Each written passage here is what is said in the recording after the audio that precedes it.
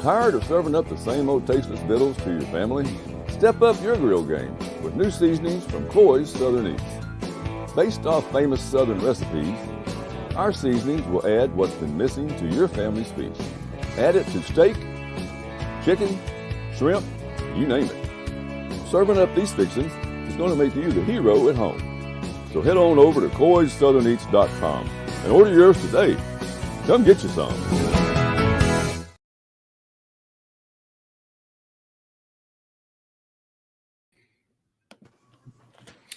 And everybody, welcome to the Hogville.net Razorback postgame show presented by Coy Southern Eats. Want to thank everybody for jumping on and put your comments, thoughts, anything you want to talk about with this second straight Razorback loss here. And I'm going to make a quick change here. So, with Coy Southern Eats, Drake, that's what's, it's really great about.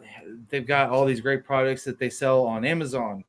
They're in select stores down in South or Central Arkansas. Also, you can find them at coyssoutherneats.com. Make sure to go out and check those out. So, Razorbacks kind of take one on the chin today. The effort, it was there. That was something that, folks have been questioning now for the last couple of weeks. Is there going to be a letdown from week to week? Are we going to see Sam Pittman and the offense and the defense, for that matter, are you going to start to see a little bit of a leveling off? You're not really at all. 31 points against a stout LSU team. Yes. There were certain aspects that you're not seeing change yet. And I want to put this up really quick because fans drive the show. We're going to get to the things here in just a second. It was a very hard-fought win, Greg. Thank you for that, because the effort's there, but I want to put this on here real quick. JD said, O-line, clock management, blown coverages, and penalties once again are the problem for this football team. Now, clock management, the first half was great. They held the ball for 18 to 30 minutes. How do you keep a great offense at check, Drake? How do you do that? I don't know. They really did look really good in the first half. I think they did a decent, a pretty good job at clock management in the first half. But kind of like what JD said, the second half rolled around, it kind of petered off a little bit. I don't know what else you can really do besides stretch plays out, hopefully hit some deep shots, that kind of deal. One of the ways that you can neutralize an offense's effectiveness is you keep them off the field. That's what Arkansas did in the first half. They were able to control the clock. They were able to, other than that, I know it's a killer. It really, honest to God, is you get a score with about a minute left in the half, and then you give up a score, a 49-yard pass, which it's tough to watch. Yeah, those are backbreakers. And knowing that LSU is getting the ball to start the second half, those are some things that they've got to drive Sam Pittman wild. Yeah, man, it's crazy that, it might drive some of us, again, kind of like what you said, is keep them off the field. I will say, our defense, I thought we looked, pretty good in that first half. I think the first drive, or the first true LSU drives, I think we forced some three and outs, and then I think we kicked, the next two field goals and got up 6-0. As frustrating as it is to watch, I thought our defense looked pretty decent, that first half. Like I said, we petered off a little bit in the second. But, all in all, at the end of the day, man, you kind of have to be proud of going down to Death Valley and still being able to, play a pretty darn competitive football game with an LSU team.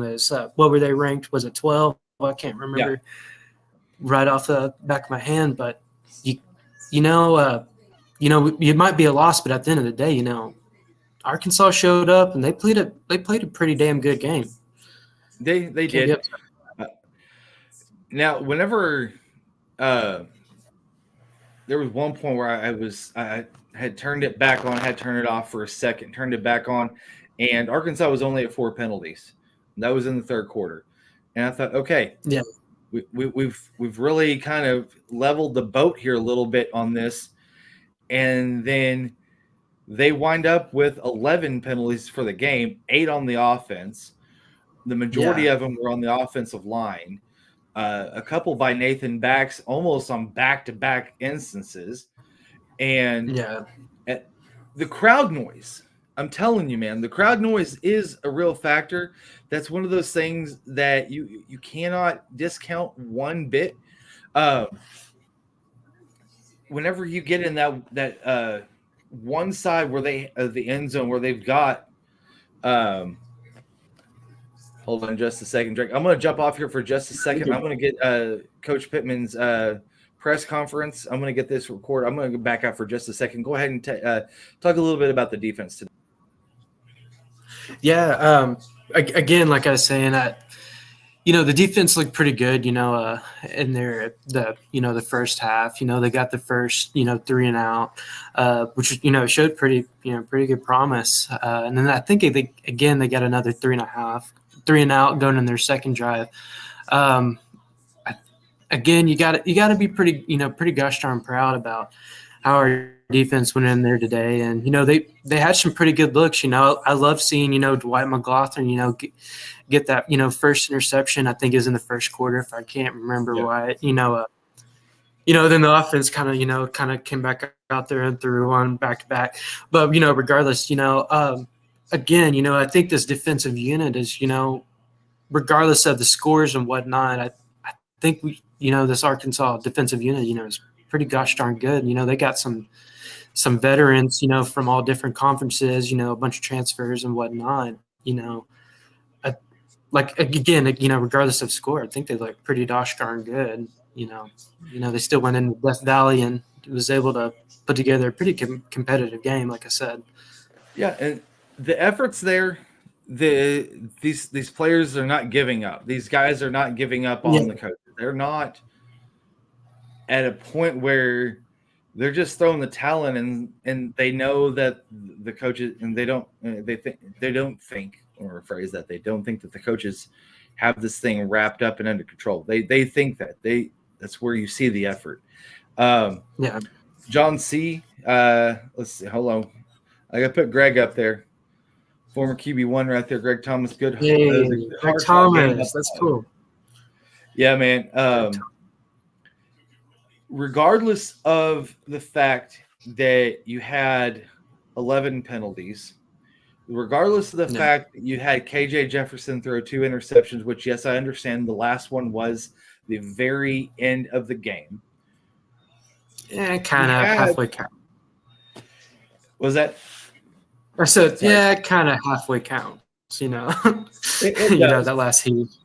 Yeah. And at the end of the day, that's one of those ones that does count still. I mean, it still is, a mark on the season totals. But when that's what's so frustrating to me too, is that you've got a guy that he's putting his all out there. He's getting. I don't think there's anything wrong really with his shoulder.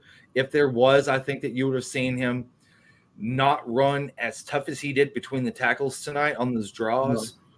And there was a couple of times where he took it outside and he ran it out of bounds because those are unnecessary hits that he should not have to take. So that's where that comes from. But, you had that effort, and John C. said we were so close. This loss is on the coaches. The clock mismanagement part, I think that does speak a little true.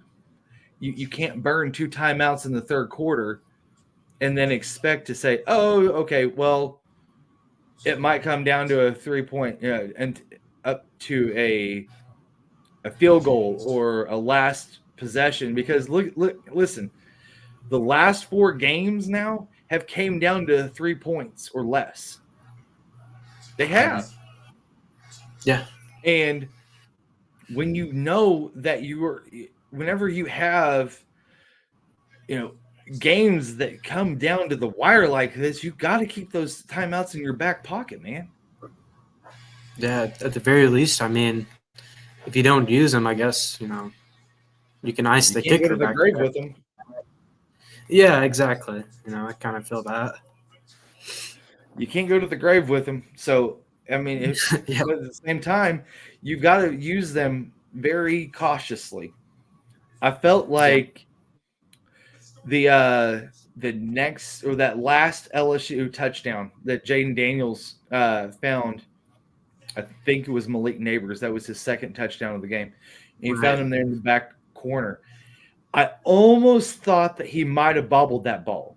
I thought he might have bobbled that ball as he was starting to come out of bounds because I watched it for a second. Now, as he was starting to go, he had the ball in his hands. I saw it move a little bit. And do then like a double catch.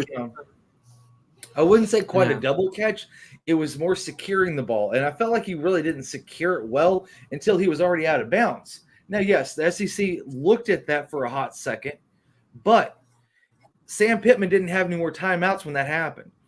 If he had one more timeout, I think, and I have to look at the time on that too, because that may have been under 2 minutes, because if it was under 2 minutes, they were looking at that no matter what.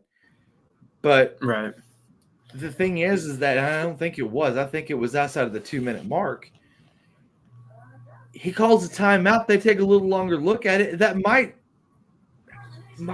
get those guys a little bit more time to say, okay, maybe this wasn't the right call, and look at it a lot closer. But they took a quick look at it, and moved on with play. And that's to me, those are the things that hurt the most. Everybody, if you got thoughts, comments, I want you to pour them in. Razorbacks lose tonight in Death Valley at LSU, 34-31 on a last-second field goal with 5 seconds left. Drake, you're writing sidebar for defense. What did you see in that second half that kept Arkansas in the game? I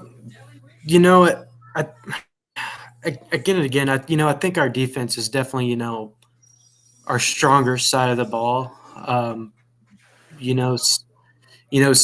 those good, seeing those good breaks to the line, on the defensive line, seeing our, linebackers being able to get back there.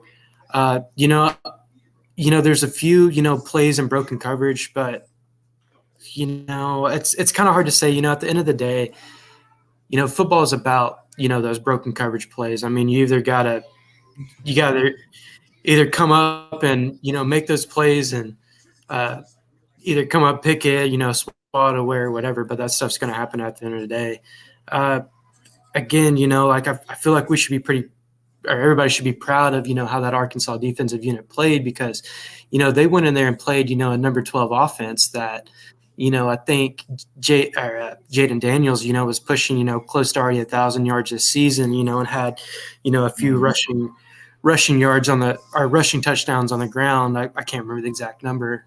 But, I think that defensive unit, did a pretty well job today, even, a pretty good job of containing Jaden Daniels. At the end of the day, let me pull up what they actually gave up. They ended up giving up 320 yards passing and 189 yards rushing, which those numbers don't sound that great.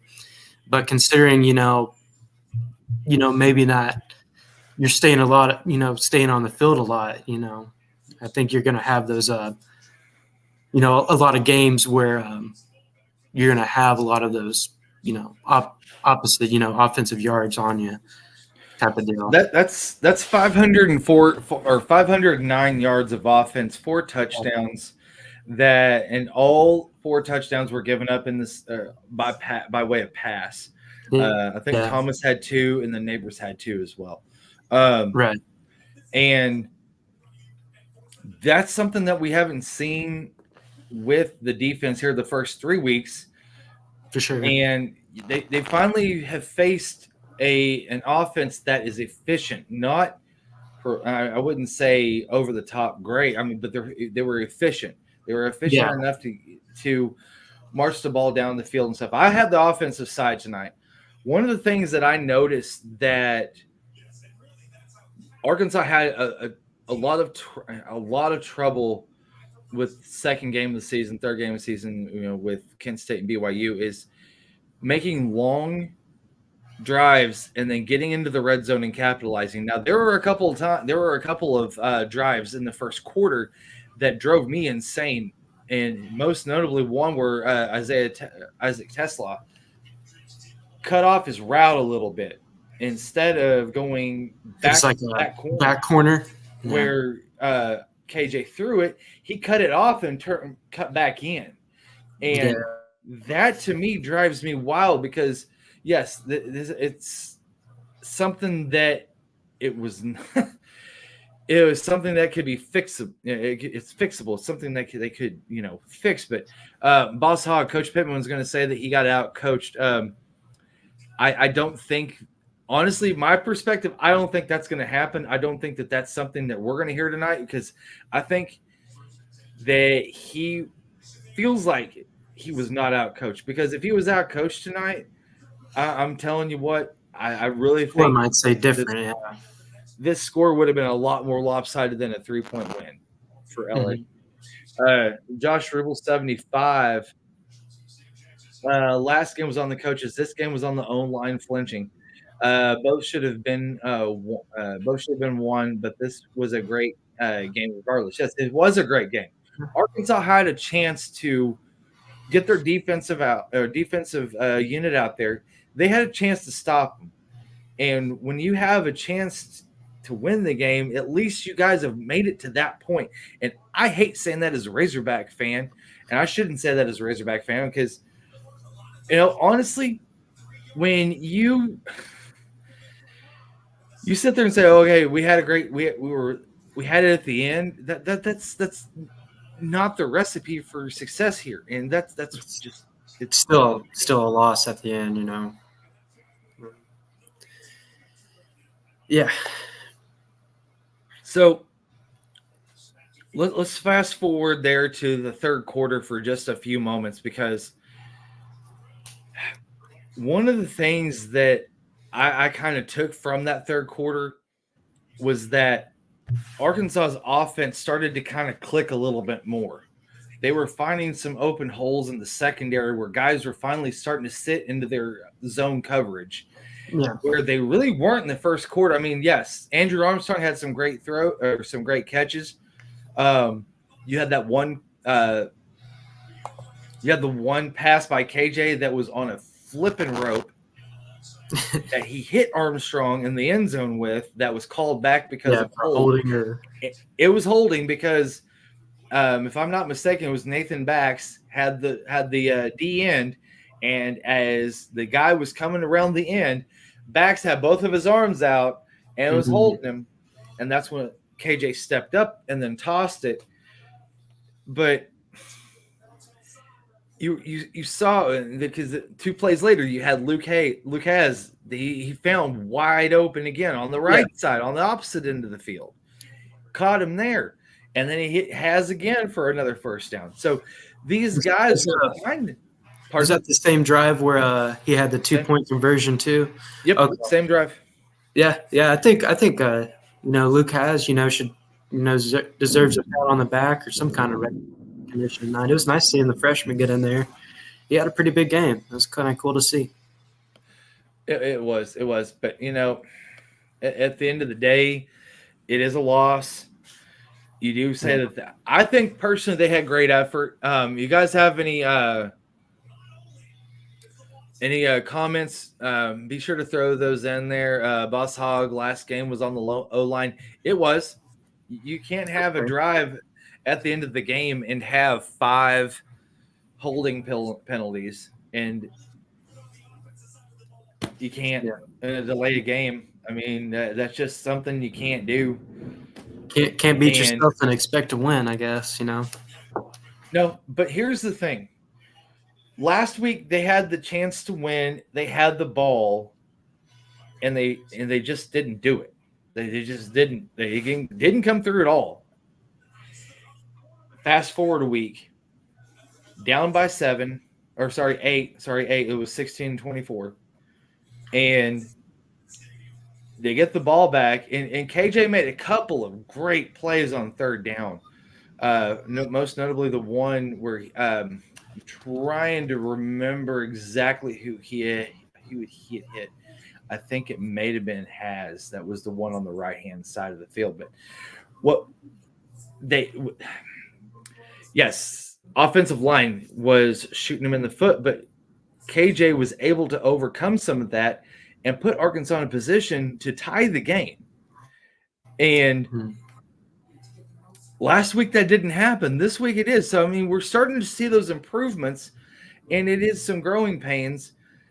And, you know, you look at what Arkansas has coming ahead. They've got Texas A&M, and I watched a good bit of that game today, and I'm going to tell you what, Texas A&M isn't phoning home to mom telling them they got an offense or a defense that they can be proud of. I mean, yeah, they held Hugh Freeze in check, but I'm telling you, it was something that kind of baffled me a little bit, because I thought that they would come out with some firepower and really just kind of put it to Auburn, but they didn't. Auburn was able to hold them in check.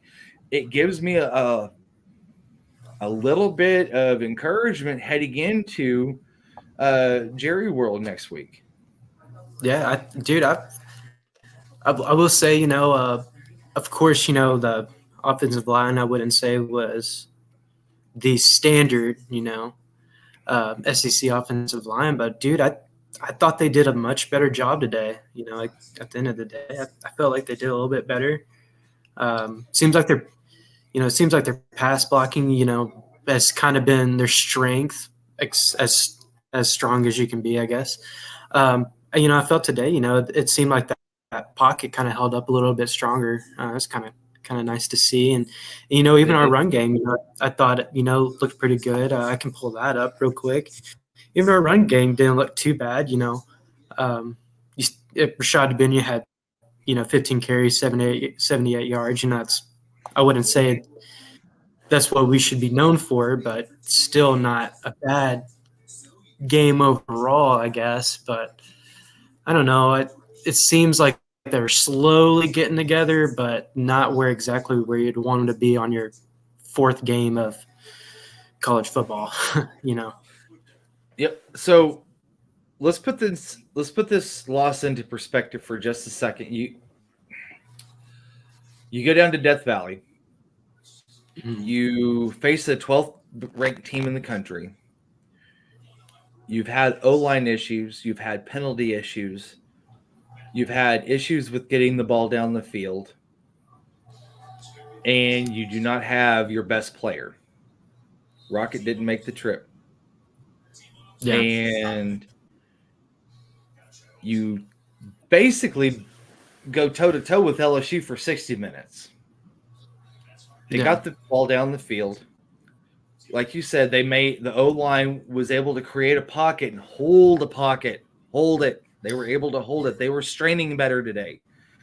They were able to hold that pocket a little bit more, giving him he only needs a second or two. That's all he needs is a second or two longer. And he's able to get those guys. Mm-hmm. Go ahead. Enough time to let those routes develop, at least, you know. And it's not that he's, you know, trying to hit a second, third, fourth guy. He's waiting for that first guy to develop his route, because sometimes those routes take a little bit longer. When you're running a 12-yard out, you're going to take about 3 seconds, 3.5 seconds to get the ball out. And it depends on also if it's in the boundary or if it's, you know, if it was on the near side. And they did a lot better. Boss Hog, O-line's getting better, and I'm glad to see the camera on Pittman getting after them. And I think he was getting after them, but he was also teaching. He was that's the thing with him. He's always teaching. But honest to God, I saw that look on the sidelines, Boss Hog, and I was like, man, this is like Georgia from 4 or 5 years ago. I thought, wow, this is great. He's still getting in there. And so that tells me that he has an active role with that offensive line, and he's trying his damnedest to make sure that this thing's getting turned around. Also from Boss Hog, KJ performed better in the RPO. Use what works, and that's one of the things that Dan Enos is trying to figure out was what works best. I feel like he came in and may have tried to fit a little bit of a square peg in a round hole, trying to see where KJ was in his development with the RPO and also with his checkdowns. And they had a little bit of wiggle room there in the first couple of games, and then it got real in the second game, and then they had to scrap all that crap. So then they had to go right back to what they were able to do well. And yes, Kendall Briles, as much as people want to give him crap, they have dumped on him for months, but he was able to get some sort of continuity on a long drive for the Hogs. And today you saw the Razorbacks, like I said earlier before, get into the red zone, and they were able to take points where the last couple of weeks you had a Cam Little doink. You had if I'm not mistaken, there was a couple of drives that stalled out that they didn't come away with points, and they were close to the red zone, not in the red zone, that you just want to scratch your head and say, what the hell is going on? But now we're seeing some more of that progression. And Drake, I think that next week it might be a little bit better. I really think that too. Like I said, it seems like every week, we're getting things worked out. It seems like, getting a little bit better and better by each week. Like I said, you don't want to be doing that in your fourth week of the season. But I think we have really good chances next week in Jerry's world. I feel pretty good about next week. I think we're looking pretty good, and I think today, kind of shows, we can place against some pretty darn good teams. Even the loss to BYU, even if it was by a touchdown, and lost by a touchdown to BYU, which is a pretty nice little team, and then losing by 3 today by LSU. Regardless, it puts you at 2-2. It's 2 losses, but I think that maybe it puts a little perspective on the team. We're not this invincible unit, but maybe it puts a little perspective on the team. Like, hey, we can, if we get our fits right, we get our right matches. We can go out there and play with anybody. I think today and even last week kind of showed that. Mm-hmm. Like I said, I think Arkansas Venge should be. It sucks to lose. I hate losing as much as I like winning. But you kind of have to be proud about how your boys went down there and won, or not won, but performed today. You got to kind of have to give them a pat on the back. There, you do. Also, Boss Hog, Texas A&M secondary isn't that good. I think they're going to get exposed next week. Tomorrow, I am going to have Olin Buchanan on from TexAgs.com. Cool. They had SEC Nation in town this weekend for the Auburn game. He was on Feinbaum a little bit yesterday too. Guy that writes, he's an incredible writer. You've seen him on SEC Story episodes too. He'll be on tomorrow at 2:00, and be sure to check that out. Him and I will be previewing a little bit more of the Arkansas A&M game, and Drake, we're going to get out of here in just a minute because, you and I we got to go right. We got to go right. So I got to make up a story. Dude. No. I do want to say really quick, I think that the prime effect in Colorado is right now in full reverse after what just happened at Autzen Stadium today. I know this is kind of off topic for just a second, but I haven't watched that post game conference that Dion had, but I will be watching that either tonight or tomorrow morning after I write, because I want him. Yeah. I want to see how he handles a loss, because I mean it's all great when you go flash and shiny and you're winning, but whenever you're losing, it's when it starts getting a little bit more real. So I'm gonna put you on the spot for just a second, my man. Next week in Arlington, Arkansas, Texas A&M. Arkansas has only won once in the last 11 years, which is I hate to say it, it's getting up to the point of Arkansas, Alabama, which is I do believe year 17, maybe 18, somewhere right around there. Yeah. So you got a score prediction for next Saturday? Well, I kind of like where Boss Hog's going. I think A&M is always going to be a solid team. I think they're a solid team this year, and I wouldn't be surprised if they go, pretty far in the season. But I don't think they're as good as they have been in recent years. I mean, it's not hard to be much better than they were last year. What did they go, like 3-7 or something crazy like that? I think That's Arkansas can win. Bobby Petrino to be in there. Well, eventually, but that's what led Bobby to go into A&M.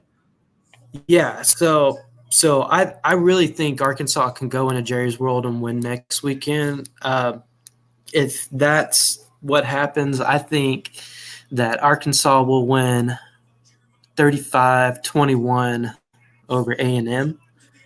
Again, A&M,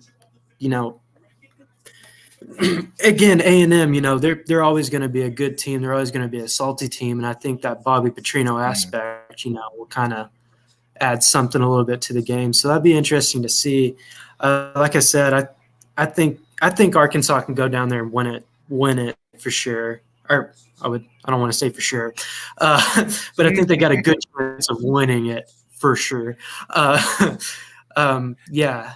So I like Arkansas next week. Like I said today, I think they really kind of showed the grit they have. I was pretty darn proud of how they went down there and played in Death Valley. At the end of the day, I was pretty proud of you guys.